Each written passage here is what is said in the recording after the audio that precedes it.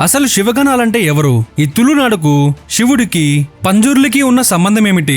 కాంతారా సినిమాలో మనం చూసింది మాత్రమే నిజమా, లేక ఇంకా మనకు తెలియని విషయాలు ఉన్నాయా? తులునాడులోని కంబోలా రాజ్యం ఏమైంది? గుళిగ దైవం వారిని ఏం చేసింది? తులునాడులో ఇప్పటికీ కోర్టులో తెలని సమస్యలు తీరుతాయా? అసలు తులునాడుకు పరశురాముడికి సంబంధం ఏమిటి? ఈ వీడియోలో కాంతారా సినిమాలో చూపించని చాలా విషయాలు కూడా ఈ వీడియోలో అయితే చూపిస్తాము. వీడియోని చివరి వరకు చూడండి.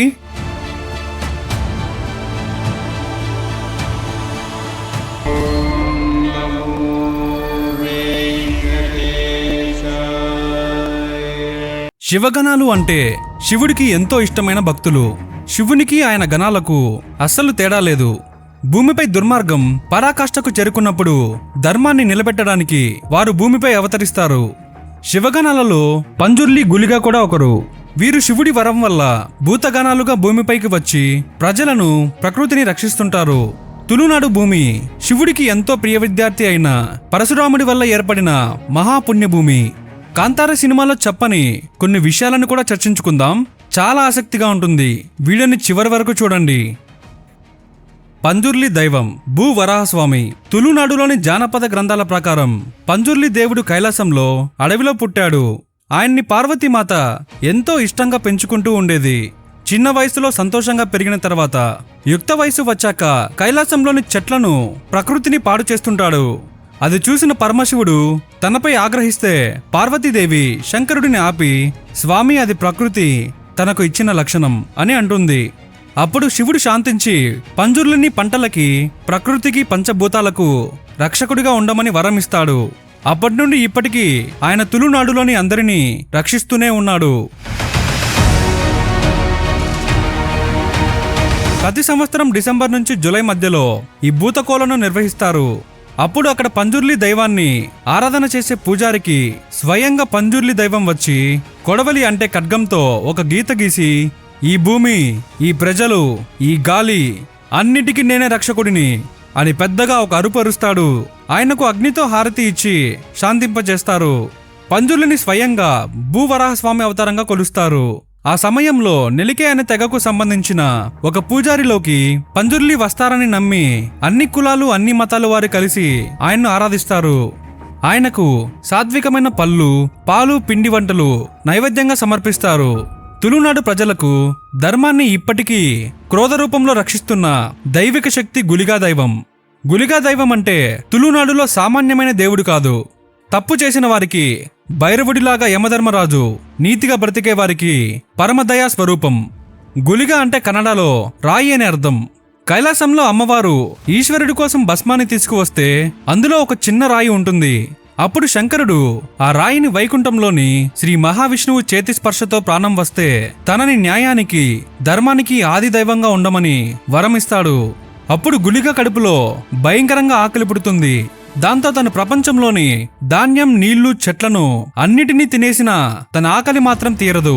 చివరికి శ్రీ మహావిష్ణువు తన చిటికెన వేలిని కూడా ఇచ్చేస్తాడు. అప్పుడు తన ఆకలి తీరుతుంది. భూతకోల జరిగే సమయంలో ఒక ఘోరమైన అరుపు అరుస్తాడు. అసలు ఈ దైవాన్ని చూడ్డానికి కూడా భయపడతారు. ఈయన పంజుర్లిలాగా శాంత స్వరూపం కాదు, అతి క్రోధ రూపం. గుళిగా దైవానికి కోపం వస్తే భయంకరమైన కరువు, రోగాలు, వరదలు వస్తాయని ప్రజల నమ్మకం. ఇంతకీ కంబోలా రాజ్యం ఏమైంది? గుళిగా దైవం కంబోలా రాజ్యానికి వేసిన శిక్ష ఏంటి?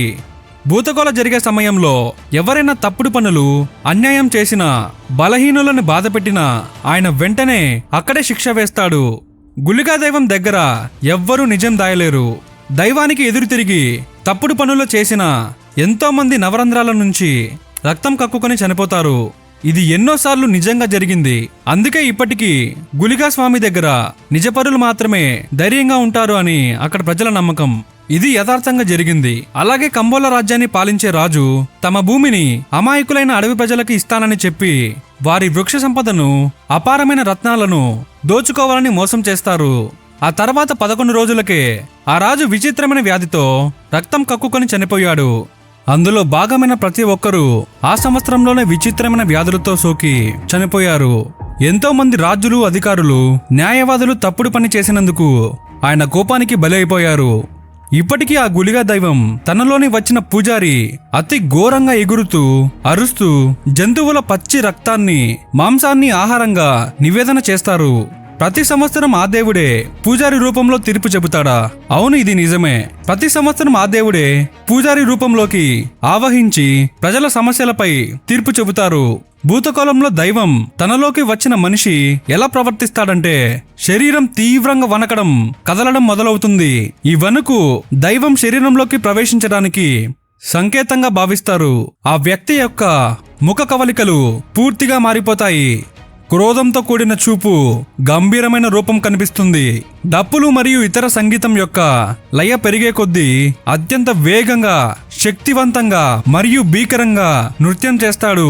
ఈ నృత్యం గంటలు తరబడి తెల్లవారుజామున వరకు కొనసాగిన ఆ వ్యక్తి అలసట లేకుండా ప్రదర్శిస్తాడు.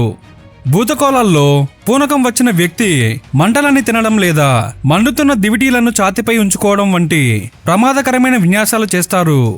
ఆ వ్యక్తి నోటి నుంచి అరుపులు లేదా దైవం యొక్క గర్జన వంటివి వస్తాయి. దైవాన్ని ఆహ్వానించడానికి చిహ్నంగా భావించే బరువైన వెండితో చేసిన పెద్ద గజ్జెలను ధరిస్తాడు. తులునాడు అంటే ఏంటి? తులునాడు ఉండే ఉత్తర కర్ణాటక ఇంకా కేరళలోని కొంత భాగాన్ని కలిపి పిలిచే ప్రాంతం. పూర్వం ఇక్కడ తులువ అనే తెగవారు జీవించేవారు. ఈ ప్రాంతాన్ని పరశురామ క్షేత్రం అని కూడా పిలుస్తారు. త్రేతాయుగంలో ఇక్కడ ప్రాంతమంతా సముద్రం లోపల ఉండేది. పరశురాముడు తన తండ్రి జమదగ్ని మహర్షిని కార్త వీరార్జునుడి కొడుకులు దారుణంగా తల నరికి కామధేనువును తీసుకువెళ్లగా తన తల్లి రేణుకాదేవి 21 సార్లు భార్గవరామ అని పిలిచి ఏడిచింది. దాంతో ఆయన భూమిపై రాక్షస బుద్ధి కలిగిన రాజులను, క్షత్రియులను అందరినీ చంపి భూమికి విముక్తి కలిగించారు. ఆ తర్వాత తను గెలిచిన భూమి మొత్తం బ్రాహ్మణులకు దానం చేస్తే ఇంకా భూమి తక్కువ వచ్చింది. అప్పుడు తను సముద్రుడిని కొంత భూమిని ఇవ్వమని కోరుతాడు. ఇప్పుడు ఆ ప్రాంతం అంతా తులునాడుగా మారింది. బ్రిటిష్ ఫారెస్ట్రీ జనరల్ అయిన ఆర్థర్ కోక్ బర్నెల్ భూతకోల ఒక డెవిల్ పూజ అని తన పుస్తకంలో 1850లో రాశాడు. ప్రముఖ ఆంథ్రోపాలజిస్ట్ పీటర్ కెక్లాస్ 1800వ శతాబ్దంలో ఆర్థర్ కోర్ బర్నెల్ ని ఛాలెంజ్ చేస్తూ, నువ్వు రీసెర్చ్ చేసిన భూతకోల డెవిల్ ఆరాధన కాదు అని ఆర్థర్ మాటలని తిప్పికొడుతూ కొన్ని వ్యాసాలు యునెస్కో వరల్డ్ హెరిటేజ్ ఫెస్టివల్ లిస్ట్లో సమకూర్చి ఇది కట్టుకథ కాదు అని తులునాడు మట్టి యొక్క అతి గొప్ప సంపద అని చెప్పారు. భారత భూమి మీద వేల సంవత్సరాలు గడిచినా ఇంకా జీవం నిలిచి ఉన్న ఒక అద్భుతమైన సంప్రదాయం భూతకోల. ఇది కేవలం పూజ కాదు, ఇది మనిషి మరియు దేవుడి మధ్య ఉన్న జీవ సంబంధం. తులునాడు నేలపై రాత్రి అగ్నిజ్వాలలు వెలుగుతుంటాయి, మృదంగాలు గర్జిస్తాయి. ఆ శబ్దాల మధ్య ఒక సాధారణ మనిషి దేహంలో దైవం అవతరిస్తుంది. ఆ క్షణంలో మాటలన్నీ ఆగిపోతాయి, గాలి కూడా వినిపించదు. దైవం మాట్లాడుతుంటే ప్రతి మనస్సు తల వంచుతుంది. ఇక్కడ రాజు పేద అనే తేడా లేదు. దైవం ముందర అందరూ సమానమే. అది న్యాయం చెప్పే దేవుడు, ప్రకృతి రక్షకుడు, మన ఆత్మకి అద్దం చూపే శక్తి. భూతకోల అనేది మన సంస్కృతిలో ప్రాణం, మన ధర్మంలో వెలుగు. 5 ఏళ్ల పిల్లవాడి నుంచి 100 ఏళ్ల వృద్ధుడి వరకు ఒక్కసారి ఈ దైవాన్ని చూశారంటే గుండెల్లో ఏదో అజ్ఞాత భక్తి మేల్కొంటుంది. ఇది మాటల సాంప్రదాయం కాదు, ఇది మన జాతి గుండెల్లో కొట్టుకునే స్పందనం, మన మూలం, మన మట్టి, మన గౌరవం. ఇది తులునాడు భూతకోల దైవం యొక్క అద్భుతమైన న్యాయం. దేవుడు ఇంకా ఉన్నాడు అనడానికి ప్రత్యక్ష నిదర్శనం. ఈ వీడియో ద్వారా ఎన్నో విషయాలు తెలుసుకున్నారని భావిస్తున్నాను. ఈ వీడియో నచ్చితే ఈ వీడియోని లైక్ చేసి ఈ వీడియో ఎలా ఉందో ఒక కమెంట్ చేయండి. ఈ వీడియో చాలా మందికి రీచ్ అవుతుంది. ఓం నమః శివాయ.